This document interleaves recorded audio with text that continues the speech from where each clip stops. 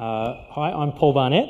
I had to explain to my partner that we don't have anything to do with chickens, but I'm sure we don't have to do that in this room. But we are, establishing a cooperative, and so that's a little bit new to a lot of people. Does everybody know what a cooperative is?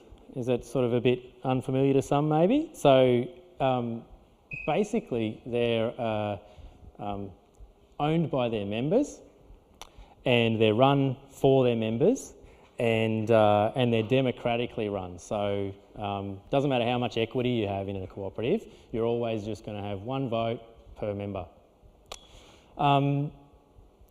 Just for a bit of energy purpose, why don't we all stand up? Come on. And we've had, actually, I was up at 3:30 this morning, so I had every intention to be here, but I didn't get here until well after lunch due to planes. So I don't know, but it seems like we've had a few statements about when crowdfunding started. Did it start after the year 2000? Hand up. No. Oh, couple. Sit down. Go on. Someone's got to sit down. No, you can stand. After 1990? After 1950? Okay, just sit down then. It's 1844, and people are living in squalor. They can't afford food.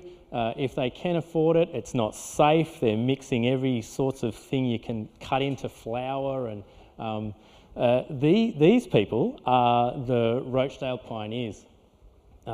They raised £28 at 2p a week from their members, 2p a week, so it took them a little while. And then they fit out their shop, they bought some stock, they bought flour, sugar, and some candles, I think, maybe some butter.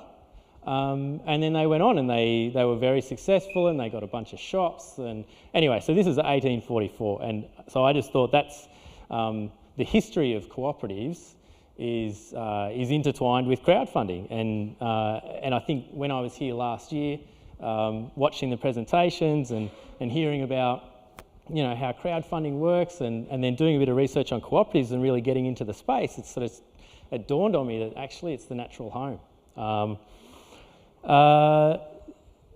And there's, as Matt was saying, we've moved into this time now where cooperatives are really cool again. You might not have known, but they're having a global resurgence, and this is, I guess, some of the same drivers as to why crowdfunding is becoming more and more popular.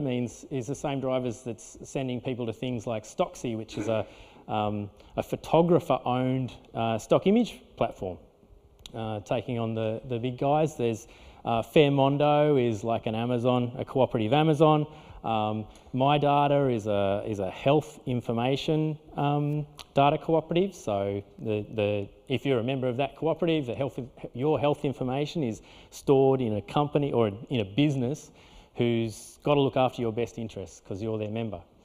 And it was around that time that we were having, I'll go to that next, we were having a look at data cooperatives for agriculture, and I was just really pumped to go and create a data cooperative for all the farmers whose data is going to Monsanto and being used against them and sold back to them. And I thought there must be a better way to kind of stop the corralling of data and push the competition out to the analysis and the value, the value proposition around analytics. And we just found it hard. And we had a look at the resources that were available to conventional startups, companies. This is the Blue Chilies rail map for the Incubator ecosystem in Sydney. There must be 100 things just about on there.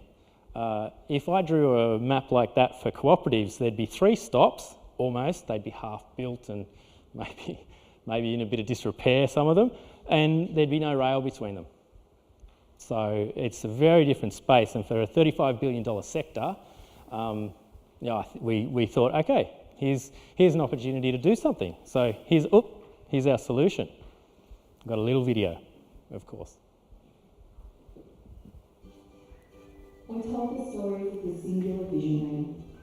Their leadership is important, but it's not the secret sauce. The secret sauce is not this man, it's this team. It's not the lead role, it's the supporting cast. It's not just the leader, it's the tribe. Combine secret sauce with business and you have a co-op. Co-ops exist to benefit all members, not just a few shareholders. And as a result, members are more engaged and loyal than mere customers. Co-ops give a triple bottom line result that I just talked about it. Co-ops have been successful in building agriculture, industry, finance and energy. And new co-ops build everything from pubs to post offices, schools to satellites, open and online markets. But cooperatives are not a silver bullet. To brew the secret sauce, it takes a business model that will work from day one and supporters who are committed, coordinated and willing to work. That's why we've created Incubator.coop. It's a platform cooperative that enables crowdsourcing and technology to brew secret sauce within a group so they can form a co-op business. Incidentally, this is where you come in and literally make the incubator possible.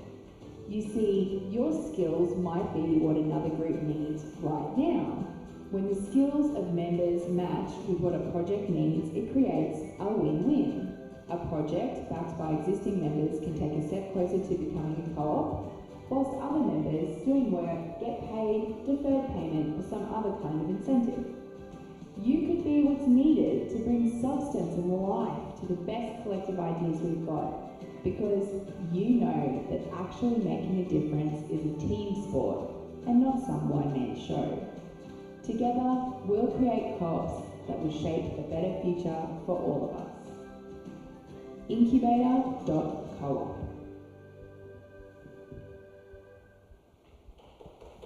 Oh, thank you. You shouldn't. Stop. A little bit more. No. Does that work now or no? It's not going.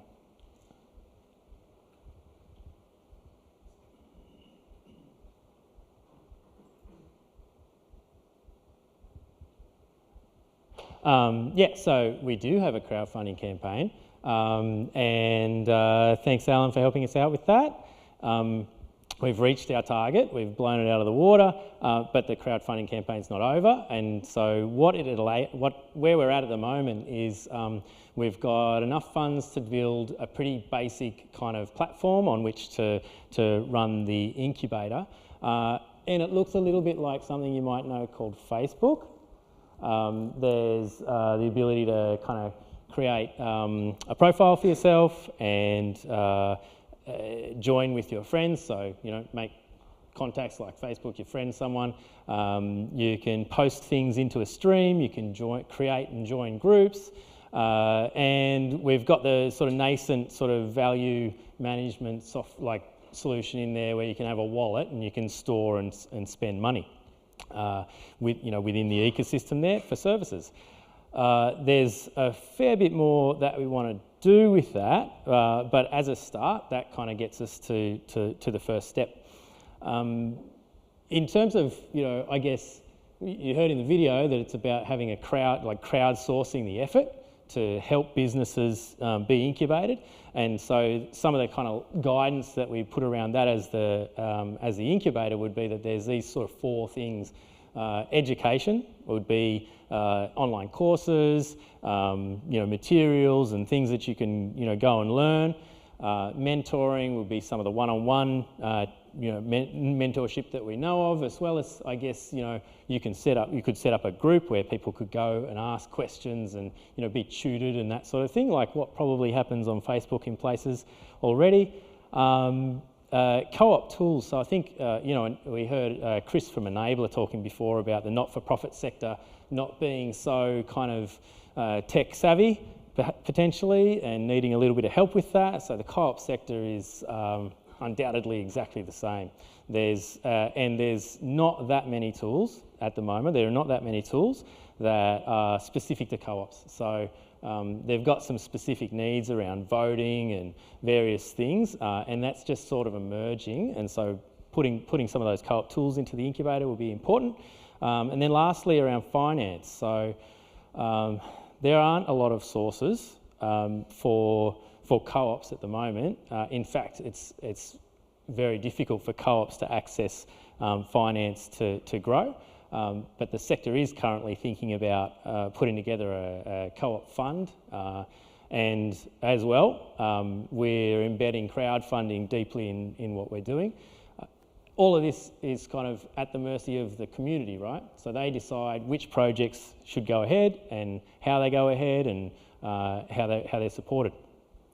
We're economy-wide, so I mentioned before there's a couple of other incubator-like services, but they're pretty niche or not developed or government funded with a cliff coming up.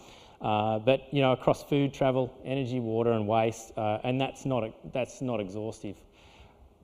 Our crowd is made up hopefully of people who are passionate. We've kind of found some of them through our crowdfunding campaign, but we want to make sure that the members are acting very collegiately, working together in. We've got a challenge based on when we look at social networks generally about how to keep them running in really nice and keep them fun and interesting and ethical. So that's a journey we're still on, and I guess we've got these kind of workflows that we think through. That's a busy slide, but if you can see that that project process around idea to proposal projects to co-op, that's kind of what we think of as a group. An idea comes in, a group forms. If you've got 5 members, then you get to take that on to the next stage. So it takes 5 members actually to register a cooperative. So that's kind of the minimum you need. And as you go through those gates, it's actually the crowd that decides, whether it's not a top-down kind of process where we say these are the ones that go forward or not. The crowd decides through their support whether that project will go will go forward. The mess rate than companies, I think 80 or 90% of cooperatives are successful. And so we think it's more often than not that if you go through this process, then you're likely to be successful. One of the fundamental underpinnings around the incubator process is this, that we believe in FOFO, which is form, organise, fund and operate. So they're the kind of areas in which we'll be focusing. And at this point you're thinking, hey Paul, how can I help you, right?